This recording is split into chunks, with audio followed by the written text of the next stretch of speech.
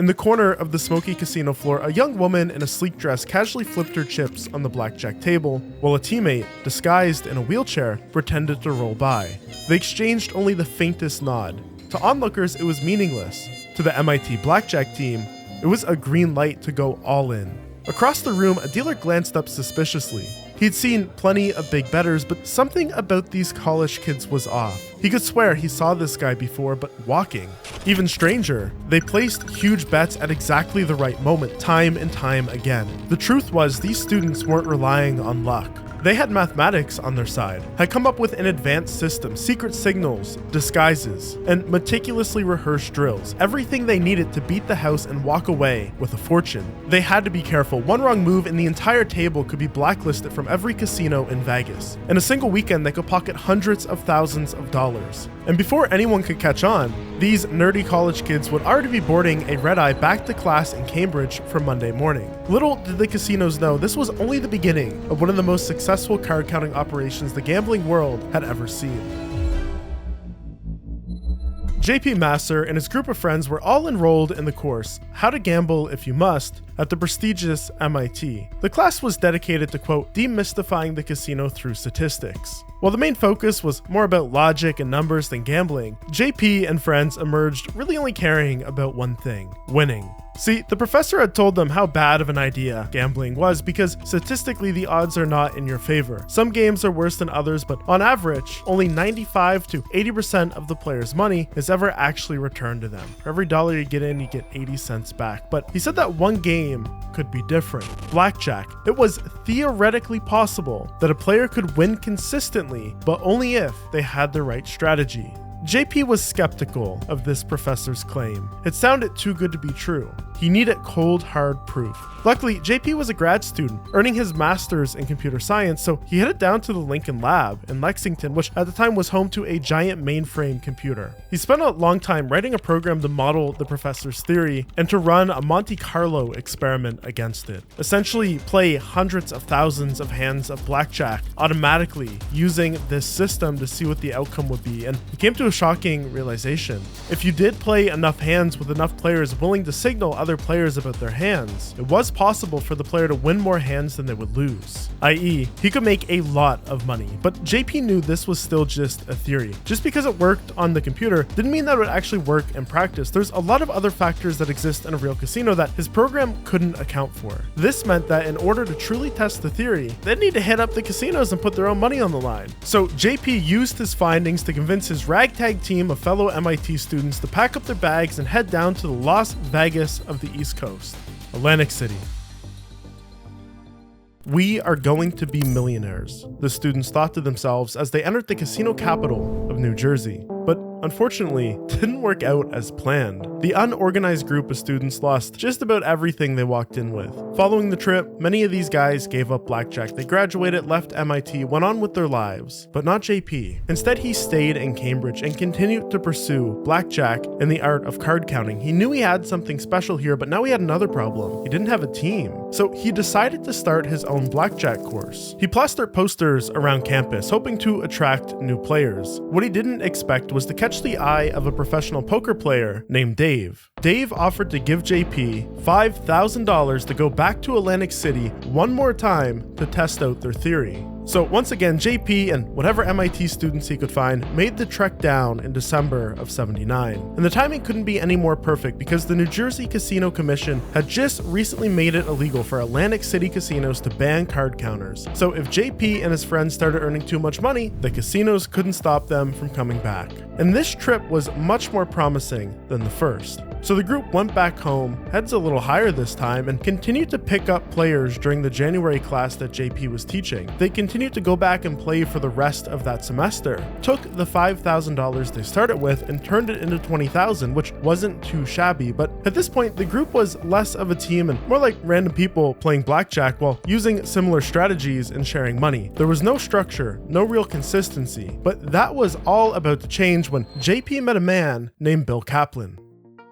Bill Kaplan was a fellow blackjack player. When he read a book about card counting, he decided to take a gap year from Harvard Business School to test out his mathematical model in Sin City. He traveled there with just $2,000 to his name. When he came back 9 months later, had $40,000. But Harvard Business School didn't want him back. They had caught wind of all his degenerate gambling and decided to revoke his acceptance. But Bill wasn't one to take no for an answer, so he fought the school, saying that this wasn't gambling at all. Quote, "We've analyzed the game down to the point that there's no risk. If you play this right, you have the advantage. Therefore, it's no different than any other business." I don't know if Bill was lucky or just one heck of a salesman, but Harvard heard him out. He managed to convince them that his interest in gambling was not just a dangerous hobby, but instead an academic pursuit.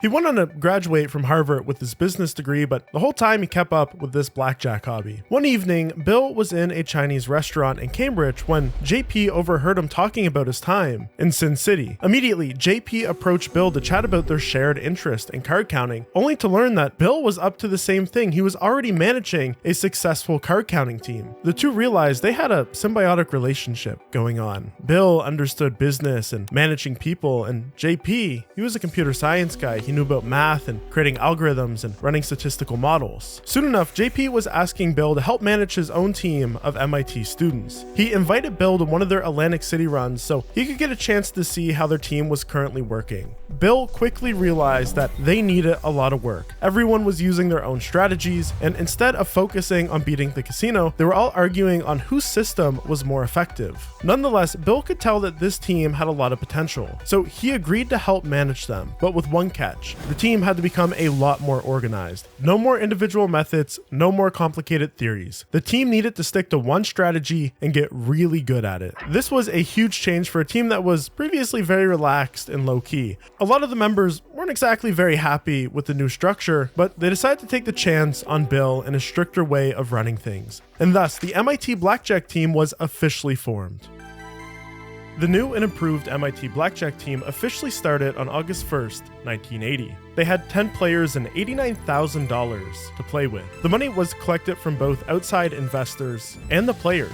Within the first 3 months, they managed to double that investment. This meant they were profiting $162 an hour. In their model, they had projected a rate of $170 an hour. They were right on target. Per the terms of the investment offering, players and investors split the profit, with players paid in proportion to their playing hours and computer-simulated win rates. The players, mostly undergraduates, earned on average over $80 an hour, while investors, adjusted for an annualized return rate, were making over 250% on their investment. Clearly, this team was onto something big. Within 4 years, they had grown to 35 players and had a capitalization of $350,000. But the casinos were starting to catch on to the Dream Team, forcing Bill Kaplan to come to an early retirement. It got to the point where he was followed around every casino. The scariest time for me was when I was actually out in Las Vegas, and this was late 1970s, when the casinos were at that time not public companies yet. And I was playing in one of the casinos and winning pretty heavily. And the pit boss came up to me and taps me on the shoulder, and he says, "You know, you've got some pretty nice hands there." And I said, "Yeah, I guess I'm just getting pretty lucky. You know, I don't know. I just seem to be pulling some great hands." And he says, "No, I don't mean your cards. I'm talking about your hands." And I kind of looked at him like I had no idea what he was saying. And he said, "You know, if you had no fingers, you'd have a pretty hard time playing this game, wouldn't you?" And honestly, I was just out of college, and I kind of looked at him and just got out of there as fast as I could. So he hung up his gambling hat. He was going to focus exclusively on real estate investing. But just because Bill was down for the count doesn't mean the rest of the team gave up. They just had to get a little more creative, be a little more careful. Leadership was handed over to JP along with John Chang and Bill Rubin. Over 70 people played on the MIT Blackjack Team between 1979 and 1989. At times, the return on investment hit 300%. Just to put that into perspective, a good stock investment returns only 10% a year, and even that's a little high. Now, unfortunately, the total profit during this time period has never been properly documented publicly, but it was clearly very lucrative, especially when you consider that this was the 80s. The average cost of a Big Mac was $1.50. But the craziest part about all of this is that the MIT Blackjack Team hadn't even reached the height of their potential yet, because on February 15th, 1992, a brand new casino opened just across the Connecticut border, the Foxwood. This brand new casino was a huge deal. It was the first legal casino to open in Connecticut, and even more importantly for the MIT kids, it was only a 2-hour drive away from campus. Now that still seems like a long time to drive to a casino, but up to this point they had been spending up to 7 hours to go down to Atlantic City or taking actual cross-country trips to Sin City. This was the perfect storm for the MIT Blackjack Team. With this news, JP Master and veteran member John Chang re-engaged Bill Kaplan to help give the team an all-new structure. For this new run, they decided to form a limited partnership in April of '92 called Strategic Investments. Bill Kaplan structured this partnership similar to the real estate development limited partnerships that he knew and loved. 40 shares at $25,000 a pop for a total investment of $1 million. Friends and partners who had seen big returns on their previous investments lined up to fund this new company. There was just one thing missing: the players. Throughout the 80s, despite how well they were doing, the MIT Blackjack Team suffered extreme burnout. Players again got bored with blackjack and wanted to do other things like actually start a family or put their MIT degrees to use. So JP, Bill, and John had to again recruit a lot of new people and fast. They put up flyers around campus advertising the Blackjack Team as the perfect summer job. The new structure did not require the students to put any money into the pot, so it was a great opportunity for college students who needed some extra cash. But joining the team was a lot harder than just attending a few meetings here and there. Each interested recruit had to prove their talent. Hours of daily practices for months on end. First, the players had to learn basic strategy, as first seen in Edward Thorpe's book, Beat the Dealer. Thorpe had come to his conclusions much like JP through intense mathematics and computer analysis of the game, but it all boiled down to this chart right here, and this was the first thing the players had to memorize. It tells you what move you as the player should do in response to whatever card the dealer has drawn. But this of course wasn't the only strategy that the MIT Blackjack Team employed. They're a lot more sophisticated than that. They also had to learn the high and low method of card counting. This also requires a bunch of mental math, but can be taught with this chart. It essentially boils down to keeping track of what cards have already been dealt and betting accordingly. If there's more low value cards left in the deck, you bet less, and if there's more high value cards left, you bet more. But believe it or not, memorizing all the charts and figuring out the math behind blackjack was the easy part. The hardest part of training was learning how to do it as a team. Only worked if it was done as a team. The members were split up into 3 different players: the big player, the controller, and the spotter. The spotter's job was to count the cards in the deck and wait for the count to be favorable to bet on. Then he'll do some sort of obscure signal like adjust his tie or fix his hair in a certain way, a sign that only someone on the team could notice. Then a controller, after noticing the signal, sits down to confirm the count. And finally, once the count is confirmed, they call in the big player. One of these was student Mike Aponte, then 22 years old. After perfecting the technique in empty classrooms, he was shocked to be handed $40,000 in cash to gamble with on behalf of the team. He was even more shocked to lose $10,000 in his very first 10 minutes at the blackjack table in Atlantic City as the big player. It was a lesson in just how volatile blackjack could be even with a scientifically proven system, but he continued to rely on the team's methods, placed big hands while the count was still favorable. By the end of the weekend, he was able to return to the college with a net profit of about $25,000. But we're getting a little ahead of ourselves here. So once the card counting hopefuls had gone through these weeks of endless practice, they had to make one final test. Called it the checkout. It's pretty easy to learn how to count alone in a study room at the MIT library, but casinos have a completely different environment. Casinos are incredibly loud. The air is filled with cigarette smoke. When you're making big bets, you get a lot of attention. Everyone around you is drunk. Table is filled with people you don't know. All of these factors can throw off that really hard mental count. So the team will create a fake environment on campus to simulate the absolute worst scenarios you can come across at a blackjack table. They will blast music, have other players act as annoying Patreons and casino employees. The dealer would go as fast as possible. Then the players would have to accurately count cards and perform their role on top of that. If they could survive, they were finally allowed to play with real money. This is where the newly opened Foxwood Casino comes in. They would bring newly approved players there to test their skills once and for all. It was the final step in their card counting journey. If they played well enough at Foxwood, they become official members of the MIT Blackjack Team. With the new team officially recruited and trained, it was time to start their run, but they had one last problem to solve. Casinos were more privy to this stuff than ever, and they needed a way to not get caught like Bill. Now, you might imagine it was pretty hard for JP to write his program to simulate blackjack because coding is pretty hard to learn. Or at least you might think, because this is where today's sponsor comes in, BootDev.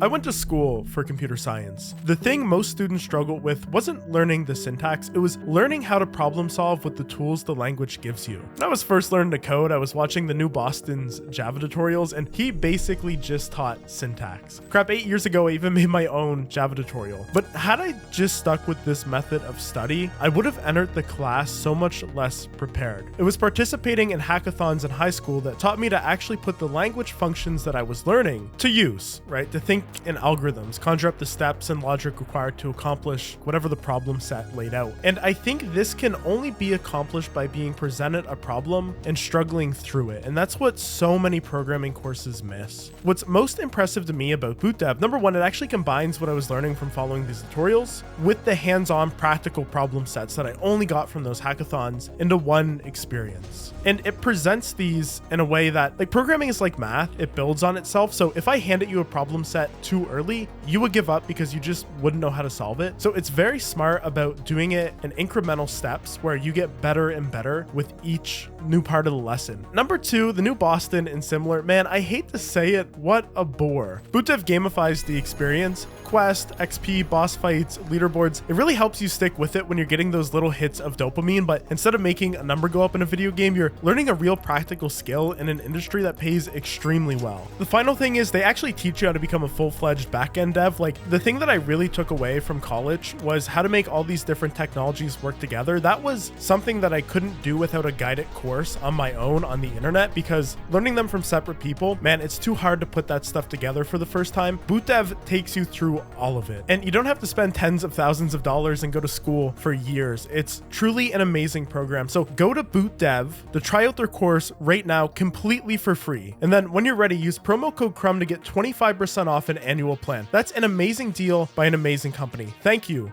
BootDev. In September 1992, the MIT Blackjack Team finally kicked into overdrive. They weren't just playing blackjack, they were orchestrating legal weekend heists on the biggest casinos in the country. They had the math, the signals, the disguises, and $1 million bankroll on their side.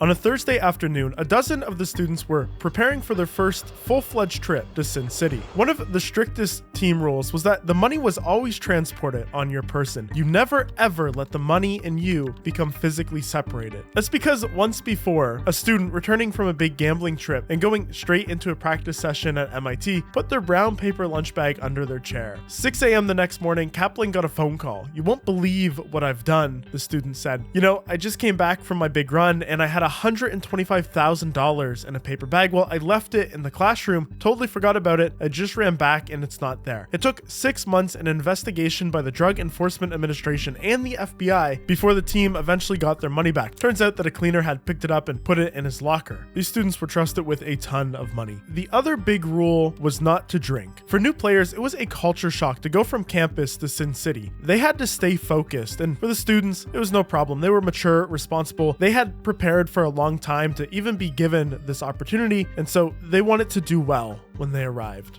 One of these students was Semyon Dukak. On campus, nobody would blink an eye at his usual turtleneck sweater, but out on his gambling trips, he'd be playing the part of a Russian arms dealer. That Thursday, Semyon headed out to Boston Logan Airport to catch an American West flight down to Las Vegas. The plan was to meet up with 4 other members at the Mirage Volcano around 10 p.m. that night, including Kate, who would be playing his fake girlfriend.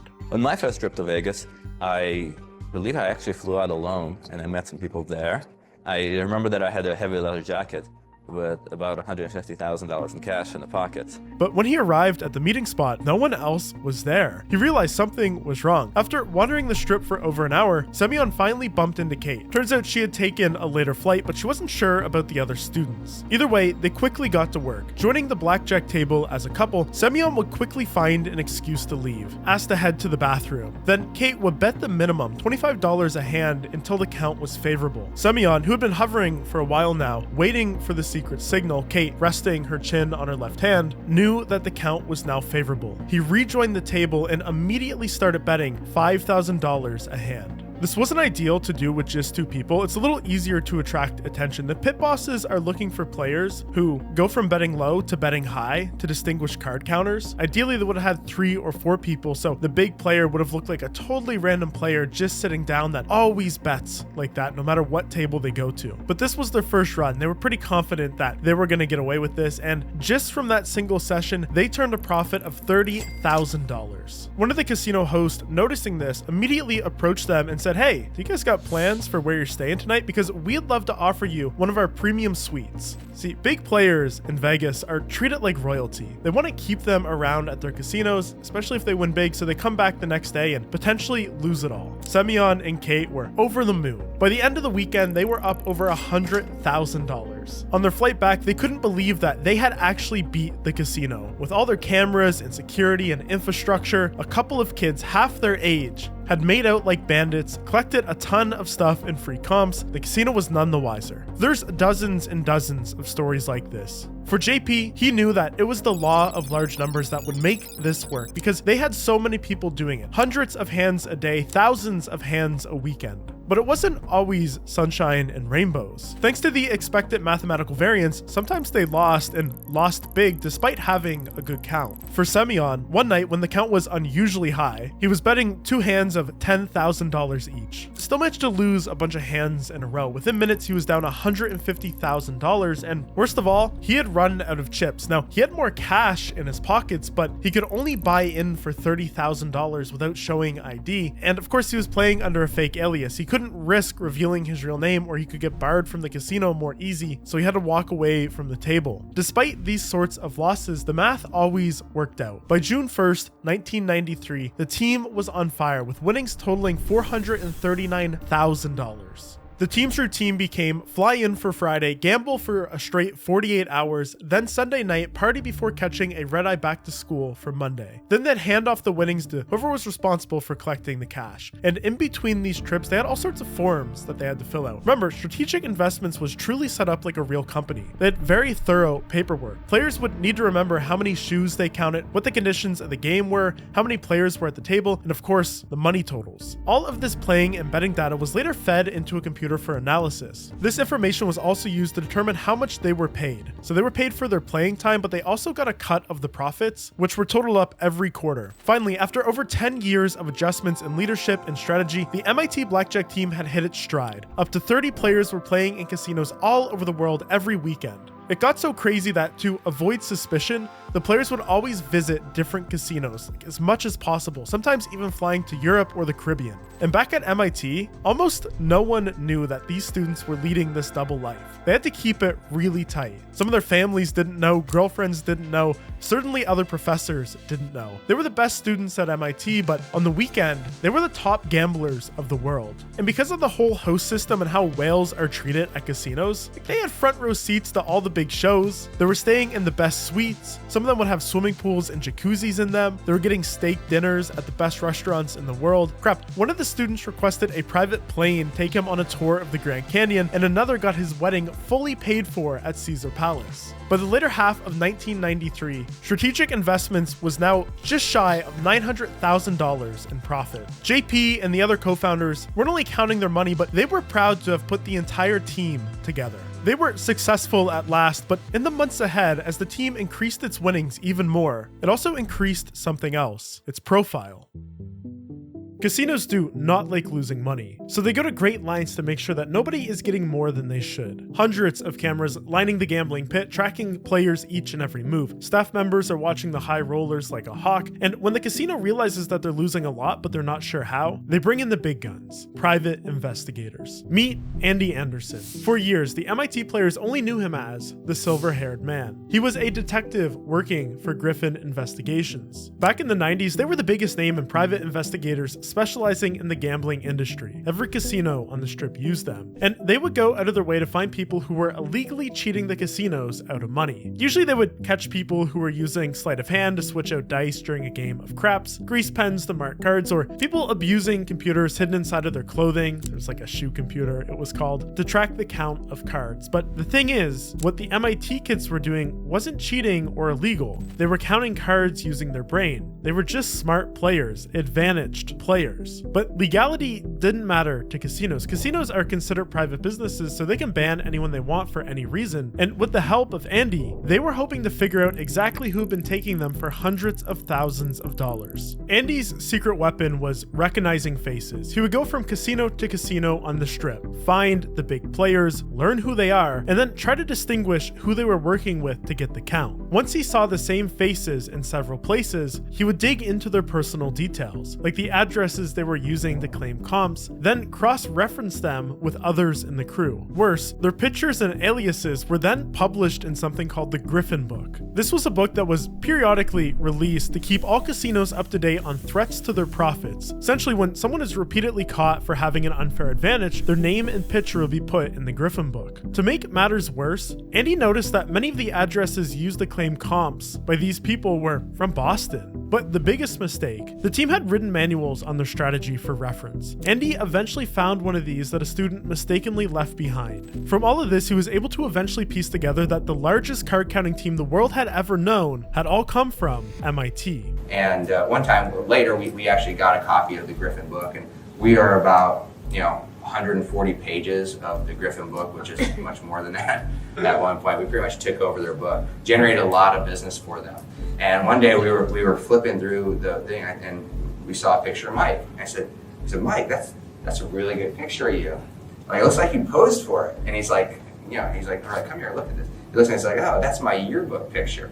So what Griffin did, they actually posed as MIT students, got an MIT yearbook, and scanned in all the yearbook pictures of everyone on the team and everyone who went to MIT. It wasn't just the team members at one point. They actually scanned in every single MIT student into their database of casino undesirables. So to counter this, the team starts getting even more outlandish with their disguises. At one time, we had John dressed up as a woman. Another time, I think he was a woman and a nurse, and I was a guy in a wheelchair. But it didn't matter. The team was still getting banned from casinos left and right. It got to the point where upon landing in the airport, they would be spotted and a fax would be sent out to all the casinos warning them that the team was in the area. And it wasn't just Las Vegas. They were getting made around the world. Simeon and I went on a tour of Europe at one point and showed up at the casino at Monte Carlo and only lasted for, an hour?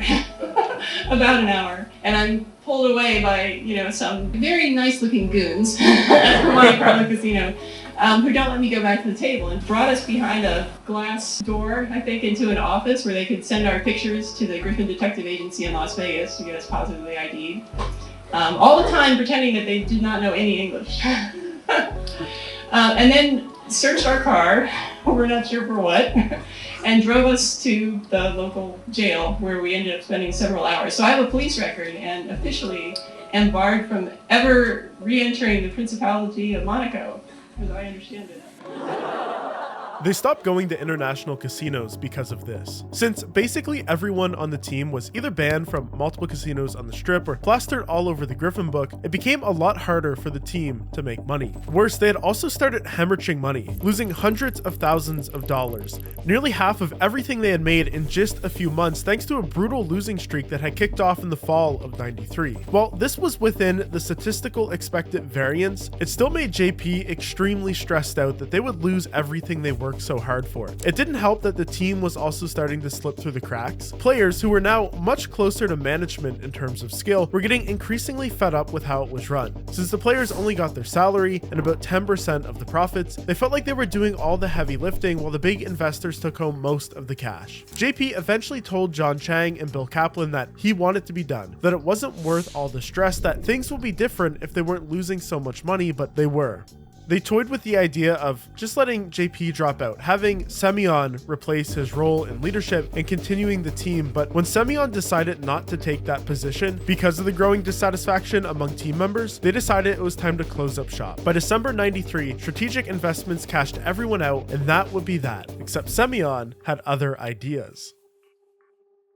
After 2 years, Strategic Investments was no more, but Semyon Dukak wasn't done gambling just yet. He went on to form a new team, Amphibian Investments. Players will become investors. The operation expanded through the mid-90s, eventually employing over 60 players across 5 cities. Their total winnings, reportedly over $4 million. The end of Strategic Investments also gave rise to the Reptiles, another spin-off team, whose story was later told in the book Bringing Down the House. In total, these teams spun off from the MIT legacy were responsible for over $6 million in losses to the casinos. But like all great teams, their time was limited, and after a few years it all came crashing down, most of the students returning to their original fields that they were studying for at MIT. But the legend lived on. Bringing Down the House sparked heated debate over its accuracy from team members, but it captivated readers and later audiences with the film 21, which introduced a new generation to the world of card counting. And casinos responded. They shuffled more often, they added automatic shufflers, they changed their rules, but the damage was done. The story had spread, books were written, movies were made, icons were born. The MIT Blackjack Team inspired a new wave of advantaged players determined to beat the system. The house today may be stronger, the odds tighter, but there's always new players stepping up to take their shot. Their stories, well, those are for another day, so make sure you subscribe.